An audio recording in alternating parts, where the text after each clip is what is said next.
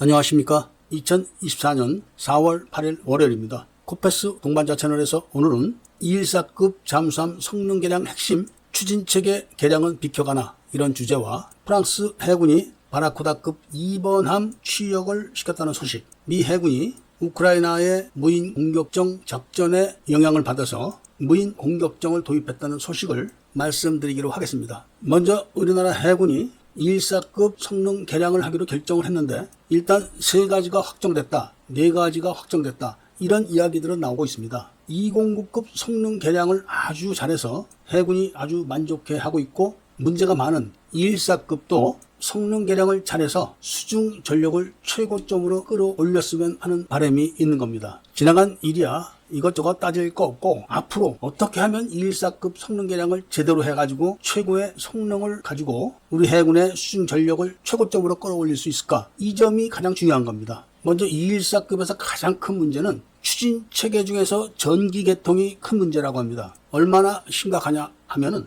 잘 아시는 것처럼 214급 잠수함은 모두 9척인데 이 9척 모두 인버터 모듈에 문제가 있다는 겁니다. 그러니까 인버터 모듈은 9척 전부 다 문제가 있기 때문에 추진에 문제가 있어가지고 작전이 완활하지 않고, 특히 이 문제가 심각해가지고 잠수함 한 척이 예인돼서 끌려다니기까지 했었던 건 다 기억하실 겁니다. 이 문제에 대한 성능 개량 이야기가 지금 나오지 않고 있습니다. 우선 먼저 확인된 내용은 전투체계를 국산화한다. 이거는 확인이 됐습니다. 현재 영국산 전투체계가 깔려있지만 이완화돼서 여러가지 문제가 있기 때문에 이거를 국산으로 교체해서 최신화시키는 것은 잘하는 겁니다. 두 번째는 214급의 AIP가 독일제인데 이것도 여러가지 문제가 있습니다. 그런데 AIP 시스템은 완전 국산화가 됐기 때문에 이것도 이번에 국산으로 다 교체를 한다고 합니다. 이것도 잘하는 겁니다. 도산 안창호급 배치 2 AIP 성능이 뛰어나서 60일까지 자망을 할 수 있다, 이런 이야기가 나오는 걸로 봤을 때는 214급은 덩치가 작으니까, 크기가 작아서 60일까지는 자망을 못한다고 하더라도 30일만 자망을 하더라도 기존의 2배가 되는 겁니다. 그리고 소나도 다 국산으로 교체해서 성능을 최신화하는데